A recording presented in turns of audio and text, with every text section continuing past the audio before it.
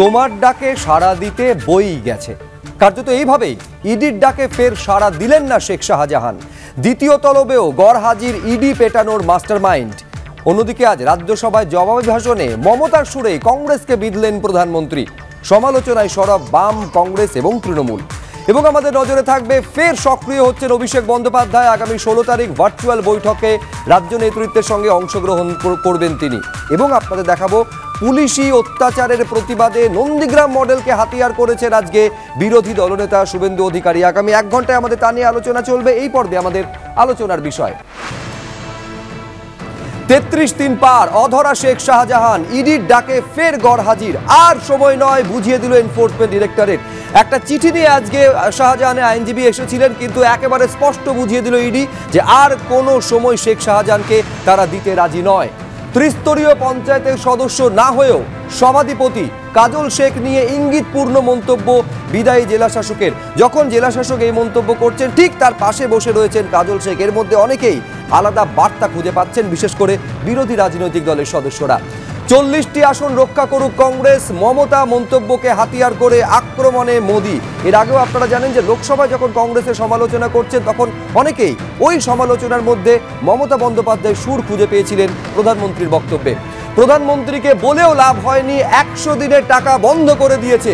কেন্দ্রীয় বঞ্চনায় ফের সরব মমতা বন্দ্যোপাধ্যায়। হাওড়ায় প্রশাসনিক সভা ছিল, যে সভা থেকে ঠিক এইভাবে সরব হয়েছেন মমতা বন্দ্যোপাধ্যায়। এবং তিনি বলছেন রাজ্য ওই 21 লক্ষ যারা কাজ করে টাকা পাননি তাদের টাকা দিচ্ছে। কিন্তু শুরুতেই আপনাদের দেখাতে চাইবো যে শেখ শাহজাহান দ্বিতীয়বার তলব করা হয়েছিল। দীর্ঘক্ষণ অপেক্ষা করার পরেও শেখ শাহজাহান আসেননি। দ্বিতীয় সমন তিনি এড়িয়ে গিয়েছেন। ইডি বুঝিয়ে দিচ্ছে তারা আর সময় দিতে রাজি নয়। দ্বিতীয় সমন এড়ালেন শেখ শাহজাহান, বদলে ইডি দপ্তরে তার আইনজীবী এলেন। আরও সময় চেয়ে আবেদন করা হয়েছিল, কিন্তু সেই আবেদন গ্রহণই করল না এনফোর্সমেন্ট ডিরেক্টরেট। হাজিরার জন্য শেখ শাহজাহানকে আর সময় দিতে রাজি নয় ইডি, সূত্র মারফতে খবর পাওয়া যাচ্ছে।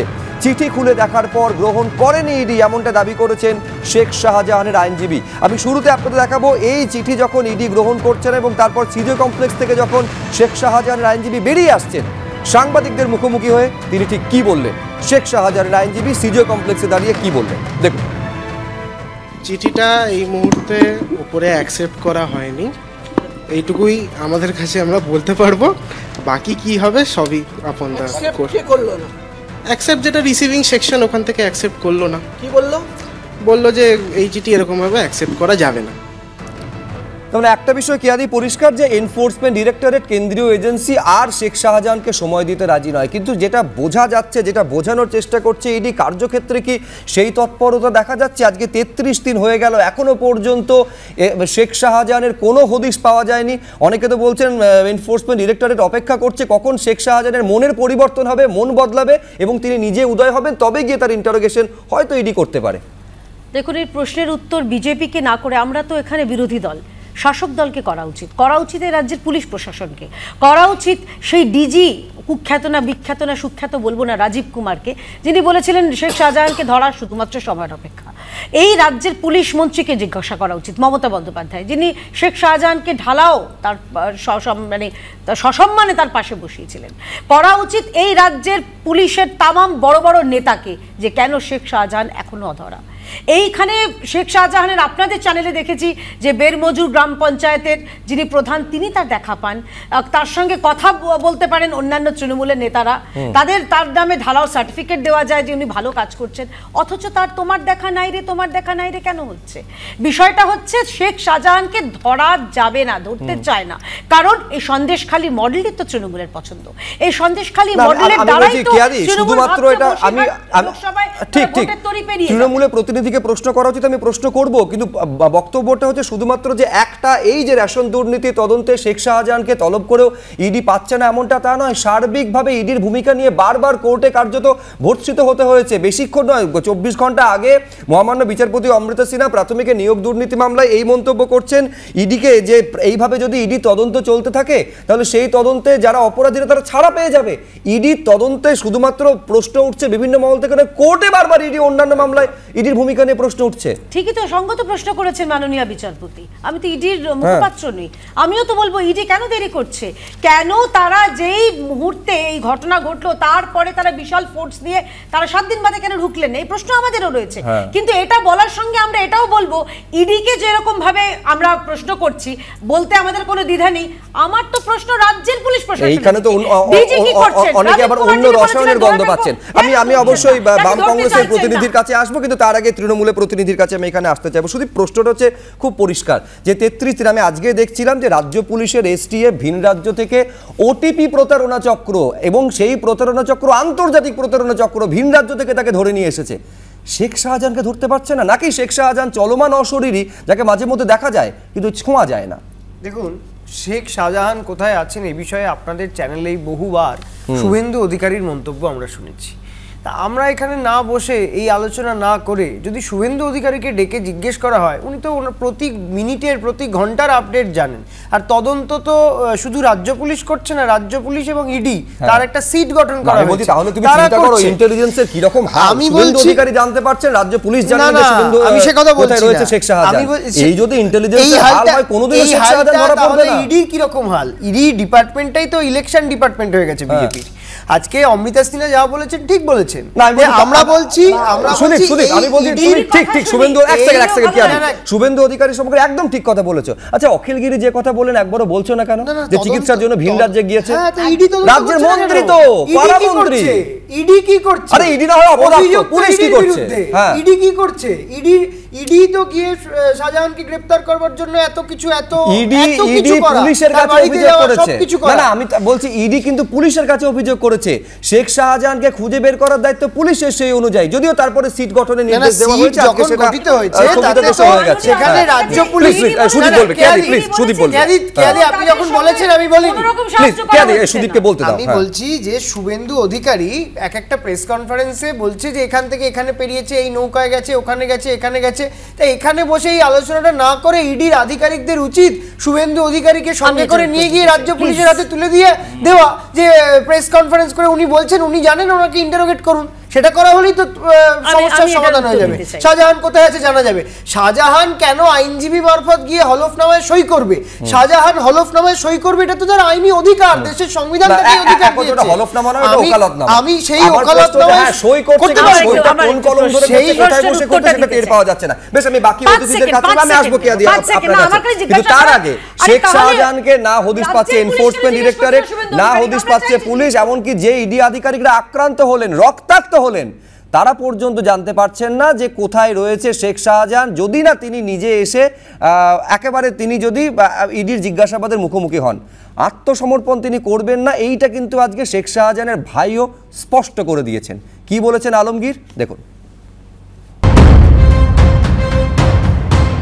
শাহজাহান যে নেই, আমরা মাঝে মধ্যে দেখেছি যে ডিপি চেঞ্জ করা হচ্ছে বা এই যে অডিও বার্তা, মানে এগুলো কি উনি ওনারই গলা? আপনি তো শুনেছেন অডিও বার্তাটা সম্ভবত ওনারই গলা হবে, কিন্তু যেটা ডিপি চেঞ্জ আমার যতটুকু জানা, উনি কোনো সোশ্যাল ওয়ার্কের কাজ নিজে করেন না। হয়তো কোনো তৃণমূলের কোনো সোশ্যাল ওয়ার্ক, যারা সোশ্যাল সাইটটা চালায় তারা করতে পারে, এটা কি শাহজাহান অনুগামী হতে পারে। এই মুহূর্তে ক্যামেরার সামনে আপনি রয়েছেন, কোনো বার্তা কি আপনি শাহজাহান আপনার দাদাকে দিতে চান? বার্তা আমি এর আগেও দিয়েছি। আমি চাই তিনি, আমরা আইনের ঊর্ধ্বে কেউ নয়, অবশ্যই তিনি যত দ্রুত পারুক এটাকে নিষ্পত্তি করুক, এবং আইনকে সম্মান জানিয়ে আইনতভাবে আইনি প্রক্রিয়ার উপরে এই জিনিসটার নিষ্পত্তি করা হোক। আত্মসমর্পণ করুন তাই চাইছেন? দেখুন, আমি এখনো পর্যন্ত কোর্ট তাকে দোষী সাব্যস্ত করেনি, অর্থাৎ আমিও তাকে দোষী সাব্যস্ত করতে পারছি না। এই জন্য আত্মসমর্পণের গল্পটা তো তিনি বারে বারে নিজের সমস্ত রকম সাহায্য সহানুভূতি করবে আদালত আইনকে, তার জন্য তিনি একটা আগাম জামিন চাচ্ছে বারবার উকিল দিয়ে, যেটা দেখছি মিডিয়ার মাধ্যমে।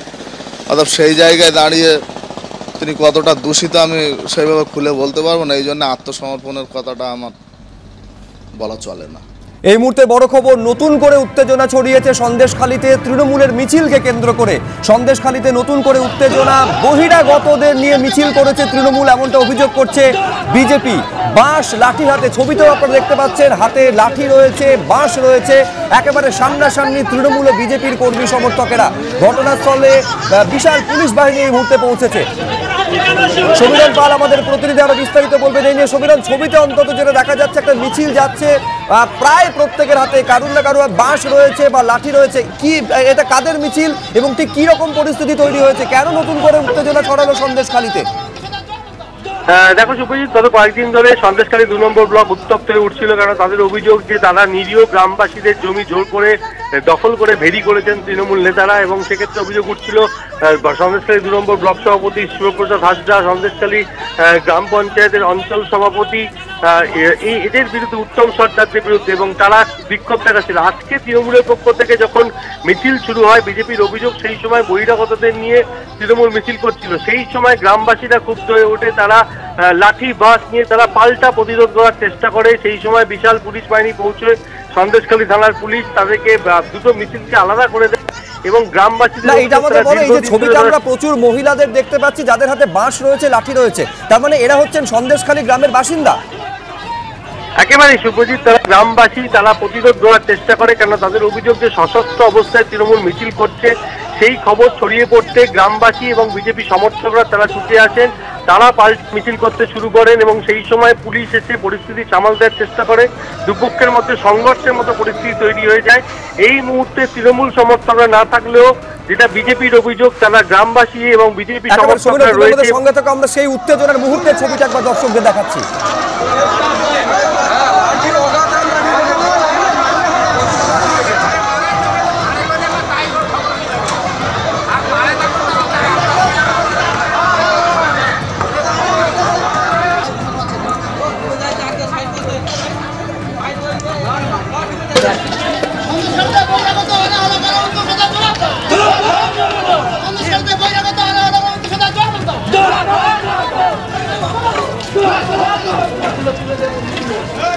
তার মানে সমীরণ, আমি আরেকবার তোমার থেকে জানতে চাইবো, তৃণমূলের যে মিছিল ছিল সেই মিছিলে বহিরাগতদের আনা হয়েছে এমনটা অভিযোগ করছেন গ্রামবাসীরা, আর তার প্রতিবাদে বাঁশ লাঠি নিয়ে তারা এইভাবে পরপর কার্যত প্রতিরোধ গড়ে তুলেছেন, তাই তো?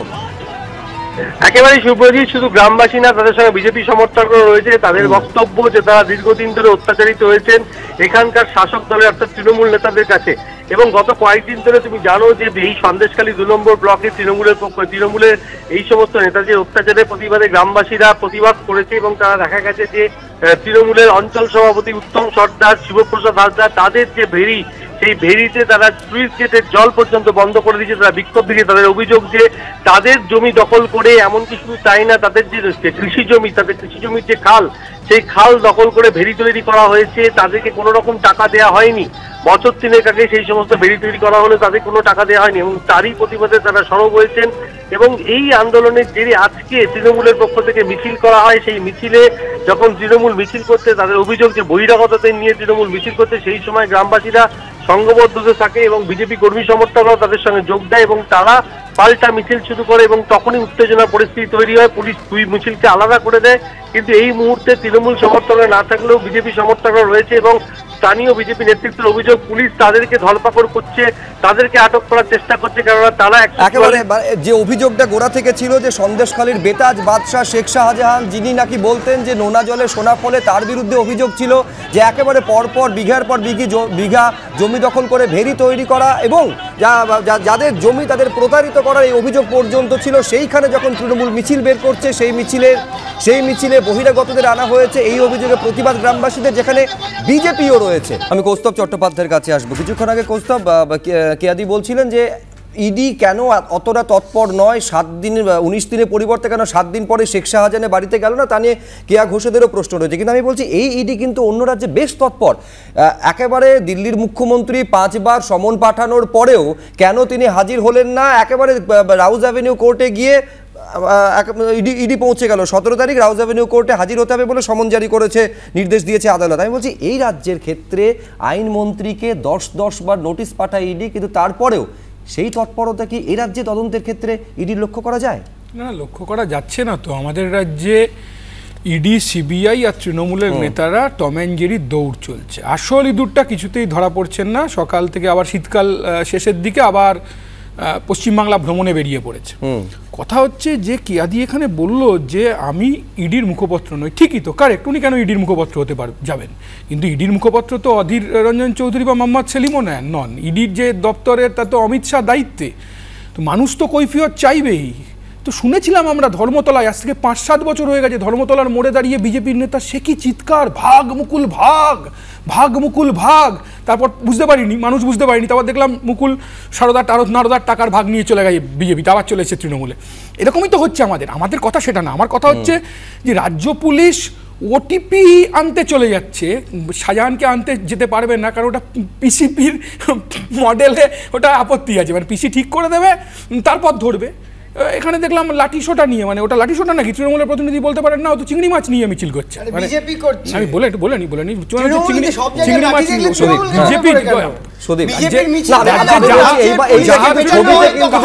ছবি কথা বলে, তাহলে কিন্তু সেই ঘটনার প্রতিরোধ কিন্তু সাধারণ মানুষ, হ্যাঁ বিজেপি তার মধ্যে আছে, কিন্তু গ্রামবাসী, সন্দেশখালী যারা বাসিন্দারা তারা কিন্তু এবার প্রতিরোধ করতে শুরু করেছেন। মুশকিলটা হচ্ছে তৃণমূল যখন মিছিল করে সেই মিছিলে এটা দেখা গেলে সেটা গুন্ডামি, বিজেপি মিছিল করলে সেটা প্রতিরোধ। এটা কিভাবে হতে পারে? ওই মিছিলটা বিজেপির নেতৃত্বে হয়েছে, ওই মিছিল বিজেপির নেতৃত্বে হয়েছে, এবং বিজেপি মানেই অস্ত্র, শুধু সন্দেশখালী নয়, এরা নবান্ন অভিযানে অস্ত্রের ভঙ্গি বেরোয়, এরা নবান্ন অভিযানে পুলিশকে রাস্তায় ফেলে যায়, এরা নবান্ন অভিযানে। আমি এখানে জয়ন্ত নারায়ণ চট্টোপাধ্যায়ের কাছে আসতে যাবো, প্লিজ। আমি দুজনকে থামালাম। আমি বলছি জয়ন্ত, এক হচ্ছে ইডি কি করবে না করবে, কিন্তু আমি বলছি আইনগত দিক থেকে ইডি কি করতে পারে এই অবস্থায়। প্রথমে আমি বলি যে আমহা স্ট্রিট থানার একটা মামলা এই কদিন আগে সরাসরি হত্যার ধারা না দিয়ে অপেক্ষাকৃত লঘু ধারা দেওয়ায় মহামান্য বিচারপতি জয় সেনগুপ্ত তদন্তকারী অফিসারকে ভরা কোর্টে আইনের বই খুলে পড়িয়েছিলেন। এটাও তিনি বলেছিলেন যে আপনি নিরপেক্ষ তদন্ত না করে আসামির চোখ দিয়ে দেখছেন। কদিন আগের ঘটনা, ইডি যখন রেইড করেছিল তখন রেইড করবার নিশ্চয়ই কারণ ছিল।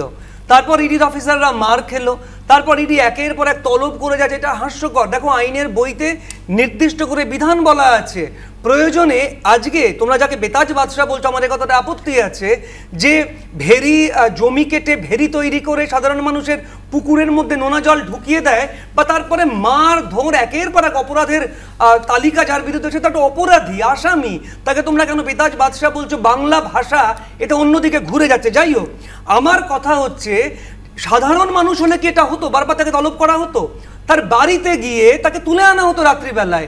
এখানে কেন হচ্ছে না এটাও আমি জানি। কারণ হচ্ছে ইডির নিজস্ব লোকবল নেই। ইডির অফিসারদের মধ্যে রাজ্য পুলিশের প্রচুর অফিসার ঢুকে গিয়েছেন ডেপুটেশনে।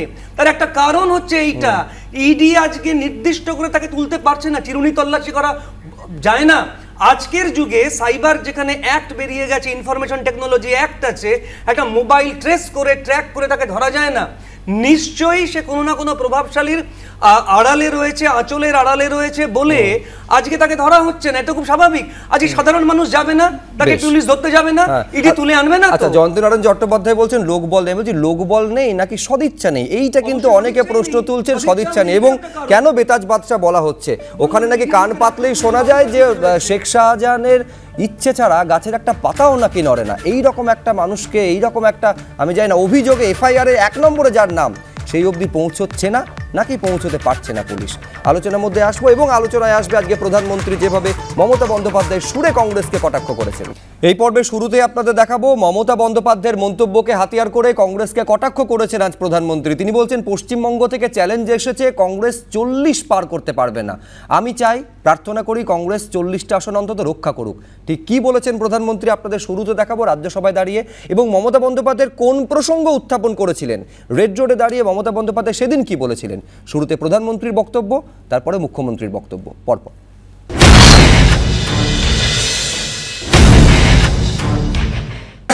पश्चिम बंगाल से आपको जो चैलेंज आई है,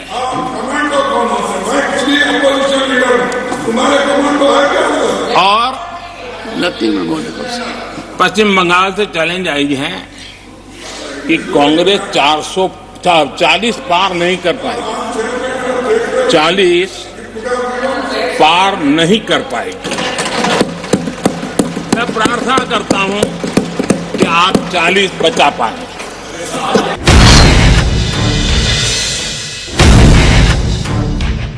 তুমি 40টা সিট পাবে কিনা আমরা জানি না, সারা ভারত 300টা সিট লড়ে। আজ তোমাদের এত অহংকার, এত অলঙ্কার। বাংলায় প্রোগ্রাম করতে এসছি আমরা নাকি ইন্ডিয়ান অ্যালায়েন্স? একবার তো ইনফরমেশনটা দেবে, অমুক দিন থেকে প্রোগ্রাম করতে যাচ্ছি বাংলায় এই রুট দিয়ে, আর তো কিছু চাই না।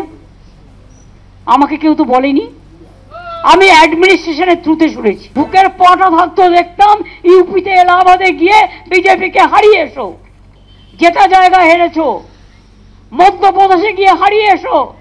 আর এখন ইলেকশন এসছে, তাই বসন্তের কোকিলদের কাউকে ফটোশুট করছে সব। আমি আশুতোষ চট্টোপাধ্যায়ের কাছে আসবো। আশুতোষ, ইংরেজিতে লেসার এভিল বলে একটা কথা আছে। একজন বলছেন 40টা পাবে কিনা সন্দেহ, আরেকজন বলছেন 40টা অন্তত যেন কংগ্রেস বাঁচাতে পারে। এখন প্রশ্ন হচ্ছে কংগ্রেসের কাছে লেসার এভিল কে, তৃণমূল না বিজেপি? দেখো, একটা কথা বলি প্রথমে, এই আরএসএস এর মেলায় হারিয়ে যাওয়া দিদি দাদারা কি বলছেন তাই নিয়ে কংগ্রেস কাউকে পাত্তাও দেয় না, 1 নম্বর। 2 নম্বর কথা হচ্ছে যে অধীর রঞ্জন চৌধুরী আমাদের শ্রদ্ধেয় সভাপতি খুব পরিষ্কারভাবে বলেছেন, মোদিকে সমর্থন করা মানে কংগ্রেসের বিরোধিতা করা। কংগ্রেসের যারা বিরোধিতা করছেন তারা মোদিকে সমর্থন করছেন, হাত শক্ত করছেন। গোয়ায় কি করেছেন, ত্রিপুরায় কি করেছেন, বাদ বাকি জায়গায় কটা হারিকেন জ্বালিয়েছেন, নিজেকে প্রশ্ন করবেন। তৃতীয় কথা আপনাকে বলি, মমতা বন্দ্যোপাধ্যায় এত কথা বলছেন তার কারণটা হচ্ছে ভারত জোড়ো যাত্রার যে জনপ্লাবন, জলপাইগুড়ি কুচবিহার থেকে শুরু করে মালদা মুর্শিদাবাদে যে জনপ্লাবন, বাংলার মানুষের যে জনসমর্থন, সবাই বেরিয়ে এসে দুহাত তুলে রাহুল গান্ধীকে আশীর্বাদ করেছেন, সঙ্গে ছিলেন অধীর রঞ্জন চৌধুরী। বাংলার মানুষ দেখেছেন, আপনার মিডিয়ার চ্যানেল বারবার তারা কভার করেছেন, আমরা দেখেছি। তাহলে আমি বলি, আমি প্রশ্ন করি, আমাকে তো 8 ঘন্টা বলতে দিলেন না। আমার প্রশ্ন এই যে কিছুক্ষণ আগে তুমি বলছিলে না যে আরএসএস এ হারিয়ে যাওয়া দাদা দিদি, আমি বলছি সেই আরএসএস এ হারিয়ে যাওয়া তোমার কথা অনুযায়ী দিদি মানে মমতা বন্দ্যোপাধ্যায় সম্পর্কে রাহুল গান্ধী কিন্তু এখনো যথেষ্ট নরম এবং যথেষ্ট আস্থাশীল। গতকাল পর্যন্ত ইন্ডিয়া জোটের অন্যতম গুরুত্বপূর্ণ শরিক বলছেন। ভাই একটু বলতে তো দাও। বিষয় যেটা হচ্ছে যে উত্তর তো দিতে হবে তোমাকে। আমরা খুব স্পষ্ট উত্তর দিই, আমরা কোনো ব্যাকাটার উত্তরে বিশ্বাস করি না।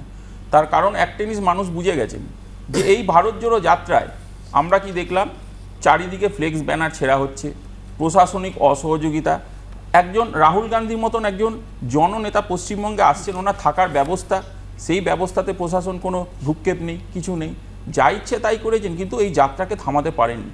আমরা জানি যন্ত্রণা হবে, অনেক সমস্যা হবে, বুকে অনেক যন্ত্রণা হবে, মাথায় অনেক চিন্তা হবে, কিন্তু আমরা একটা জিনিস জানি ভালো করে যে এই অন্যায়ের বিরুদ্ধে ন্যায় দাঁড়িয়ে রয়েছে। আর এই অন্যায়ের বিরুদ্ধে যতদিন ন্যায় দাঁড়িয়ে থাকবে, অন্যায়ের হাত পা কাঁপবে, ঠান্ডা হবে, জ্বর জ্বালা হবে, যন্ত্রণা হবে, তার দাওয়াই আমাদের কাছে অন্তত নেই।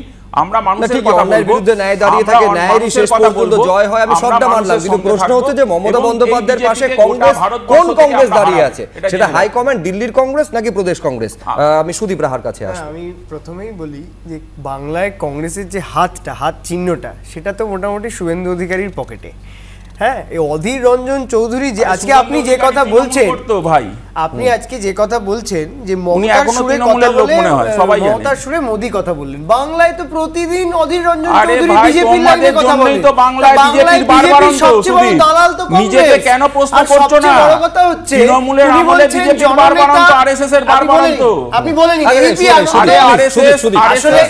আরএসএস ভালো কে বলেছেন? মমতা বন্দ্যোপাধ্যায়। আমি তোমাকে টানা অনেকটা বলতে দিয়েছি। আমি কংগ্রেসের এই ফ্রাস্ট্রেশনটা বুঝি। এবিপি আনন্দ আর চায়ের দোকান ছাড়া কেউ বসতে দেয়নি।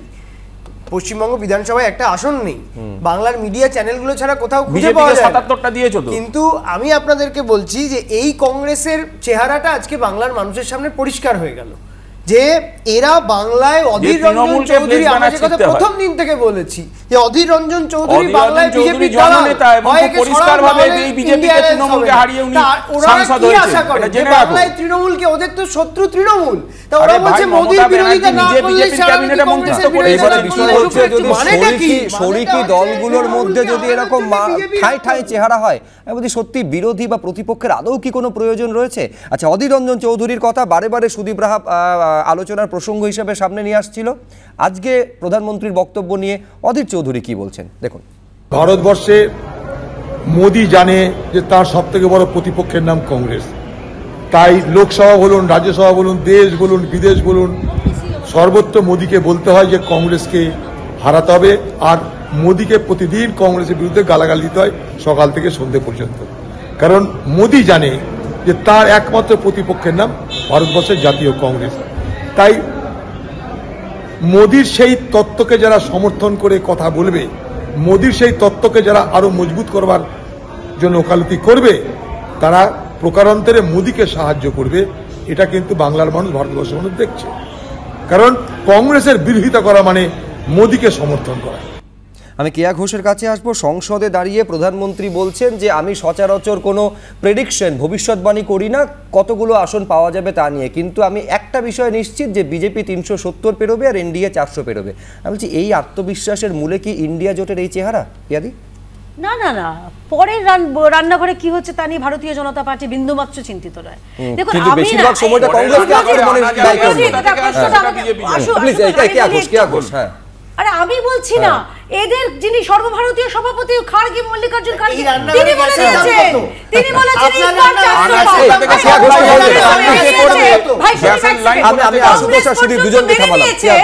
কংগ্রেস পর্যন্ত মেনে নিয়েছে যে বিজেপি এবং এনডিএ জোট 400 পেরোবে। এর সঙ্গে আরেকটা কথা বলতে চাই, আশুতোষ যত বড় বড় কথা বললেন, এত স্টুডিও গরম করার কথা বললেন, উনি তো প্রদেশ কংগ্রেস অফ বেঙ্গল, উনি এত কথা জানেন, অথচ দিল্লির নেতা জানেন না, কেসি ভেনুগোপাল জানেন না। কেসি ভেনুগোপাল এদিকে অভিষেক বন্দ্যোপাধ্যায়কে ঢালাও প্রশংসা করছেন। আমরা দেখছি রাহুল গান্ধী গতকাল পর্যন্ত নমনীয়, তিনি মমতা ব্যানার্জিকে বলছেন আও না মেরে সাথ আও না, আর আপনি যেটা দিয়ে শুরু করলেন, কংগ্রেস বলছে তো তৃণমূল কংগ্রেস বলছে তোমার ডাকে সাড়া দিতে হয়ে গেছে, কারণ জানে ভালো করে যে কংগ্রেস একটা ডুবন্ত জাহাজ, মমতা বন্দ্যোপাধ্যায় পর্যন্ত বুঝে গেছে। সেই কারণে দেখুন এরকম বোঝা কে বইতে চায়, আমরা বলি ডেড ওয়েট, এরকম বোঝা, যে বোঝাকে নিয়ে শুধুমাত্র সবাই ডুববে, কে বইতে চায়? আচ্ছা, এই দূরত্বের কথা বারে বারে প্লিজ আমি সবাইকে থামালাম, দূরত্বের কথা বারে বারে আলোচনায় আসছিল।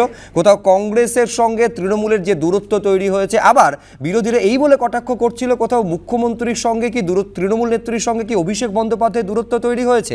ঘটনাচক্রে আজকে হাওড়ায় প্রশাসনিক সভায় মমতা বন্দ্যোপাধ্যায়ের মুখে অভিষেক বন্দ্যোপাধ্যায়ের নাম এবং তার দিল্লি যাত্রার কর্মসূচির কথা শোনা গেল। আর ঠিক সেদিনই জানা গেল যে অভিষেক বন্দ্যোপাধ্যায় তিনি 16 তারিখে 16 ফেব্রুয়ারি একেবারে রাজ্য নেতৃত্বের সঙ্গে ভার্চুয়াল বৈঠক করতে চলেছেন, অর্থাৎ ফের সক্রিয় হতে চলেছেন অভিষেক বন্দ্যোপাধ্যায়। যে অভিষেক বন্দ্যোপাধ্যায় কোট আনকোট অভিমানী হয়েছেন বলে বিভিন্ন মহল থেকে জল্পনা শোনা যাচ্ছিল, নিজের সংসদীয় এলাকার মধ্যে এই লোকসভা নির্বাচনে সীমাবদ্ধ রাখবেন কিনা সেই রকম একটা সম্ভাবনা বা জল্পনার কথা ক্রমশ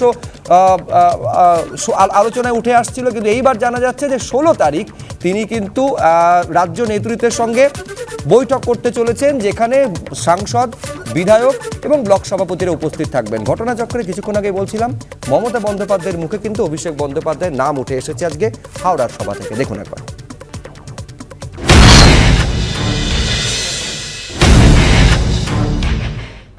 আমার 100 দিনের কাজ যারা করেছিল 3 বছর ধরে তারা টাকা পায়নি।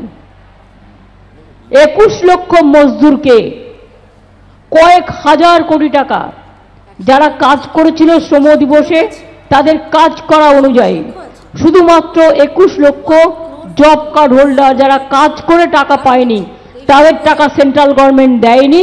এটা সেন্ট্রাল গভর্নমেন্ট স্কিম বন্ধ করে দিয়েছে, 2 বছর ধরে দেয়নি। তাদের টাকাও আমরা পাঠাতে শুরু করেছি এবং তারাও পেয়ে যাবেন।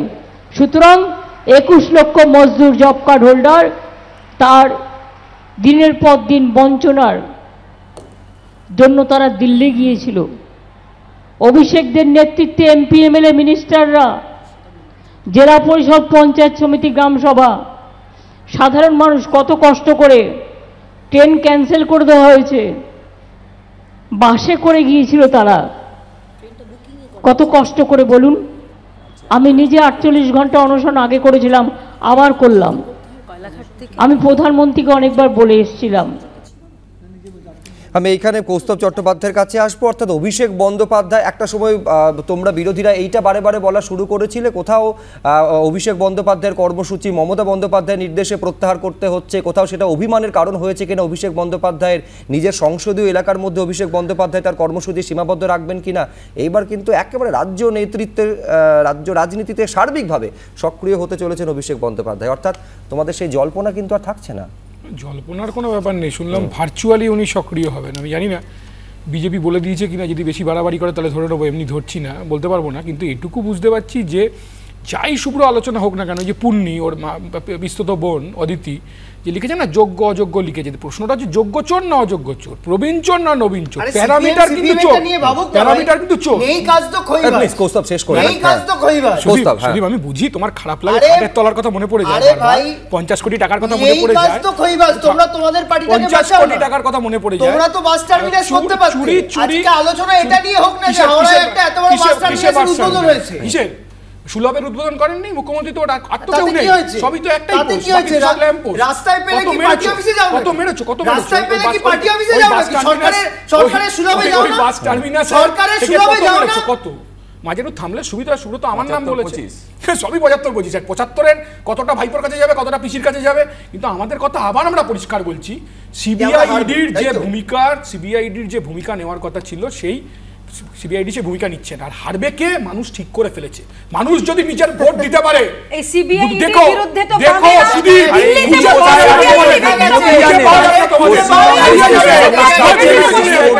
ক্ষমতার আসনে বসাবে, সেই একেবারে সেই মসনদে বসাবে, সেটা আগাম অনুমান করাটা একটু কঠিন নয় কি? আমাদের তার জন্য একটু অপেক্ষা করাটা প্রয়োজন। ভূপতিনগরে দাঁড়িয়ে নন্দীগ্রাম মডেলে প্রতিবাদের ডাক দিলেন শুভেন্দু অধিকারী। পুলিশের বিরুদ্ধে অত্যাচার এবং মিথ্যে মামলায় ফাঁসানোর অভিযোগ। পুলিশকে হুঁশিয়ারি দিচ্ছেন বিরোধী দলনেতা, বিনা নোটিশে যদি পুলিশ আসে তাহলে শাঁখ বাজান, নন্দীগ্রামের মতো জবাব দিতে হবে বলে হুঁশিয়ারি দিচ্ছেন শুভেন্দু অধিকারী। আমি জয়ন্ত নারায়ণ চট্টোপাধ্যায়ের কাছে আসবো। শুধুমাত্র বিরোধী রাজনৈতিক দল পুলিশের বিরুদ্ধে এই অভিযোগ করছে, এমনকি মিথ্যে মামলায় ফাঁসানোর অভিযোগ করছে, এটা শুধুমাত্র রাজনৈতিক দলের মধ্যে সীমাবদ্ধ নয়। জয়ন্তদা, আপনি একেবারে দেখে থাকবেন যে আদালতে কিন্তু বারবার পুলিশের ভূমিকা টাইম এন্ড এগেইন সমালোচিত হচ্ছে, ভর্ৎসিত হতে হচ্ছে পুলিশকে। না, এই যে অভিযোগটা, এটা কিন্তু কোনো রাজনৈতিক অভিযোগ নয় যে পুলিশ নিরপেক্ষ তদন্ত করে না। আমরা বেশ কয়েক বছর ধরে দেখে আসছি পুলিশ একেবারে রাজনৈতিক দলের সঙ্গে হাত মিলিয়ে বিরোধী শূন্য করবার জন্য একের পর এক মিথ্যা মামলা দিয়েছে, যেটা আমরা বারবার এখানে এই চ্যানেলেও বলেছি যে কখনো গাঁজার কেস, কখনো জাল টাকার কেস, কখনো মিথ্যা অস্ত্রের কেস দিয়ে সাধারণ মানুষদের বিরুদ্ধে মিথ্যা মামলা করেছে, এবং সাধারণ মানুষ আমাদের কাছে সেটা বলছেন। আমরা যখন বারবার আদালতে নিয়ে যাই, সেই সময় আদালত কিন্তু পুলিশকে ভর্ৎসনা করে। তার একটা মূল কারণ, যেটা আমরা বারবার বলবো, যে আজকাল কিন্তু থানাগুলিতে আর পুলিশের নেই, পুলিশের কোনো ট্রেনিংও নেই, সিভিক ভলান্টিয়াররা থানা চালায়, এরকম অভিযোগ উঠেছে। সেই কারণে শেখ শাহজাহান বা নরেন্দ্রপুরের অভিযুক্ত হেডমাস্টারকে কি পুলিশ খুঁজে পায় না? সুদীপ, না, আমি বলি যে নন্দীগ্রাম মডেলটা কি? নন্দীগ্রাম মডেল মানে লোডশেডিং করে যে, তাই তো? নন্দীগ্রাম মডেল মানে সন্ত্রাস করা।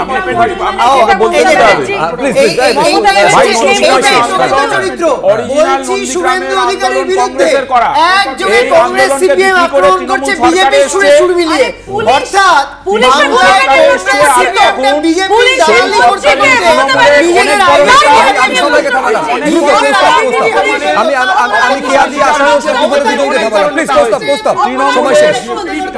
সেই সময় আন্দোলনকে বিক্রি করা হয়েছিল। তৃণমূল কংগ্রেস আসলে 34 বছরের পর বিগত 11 বছরে আরএসএস এর ব্রিডিং গ্রাউন্ড তৈরি করেছে। আরএসএস এর ব্রিডিং গ্রাউন্ড আজকে আরএসএস বেড়েছে রাজ্যের তৃণমূলের রাজনীতি এমন একটা জায়গায় গিয়ে দাঁড়িয়েছে যে কে কার অনুকূলে এবং কে কার প্রতিকূলে, কে কার সপক্ষে, কে কার প্রতিপক্ষ, এ বোঝা বড় দায়। আপাতত আলোচনা এখানেই শেষ করব।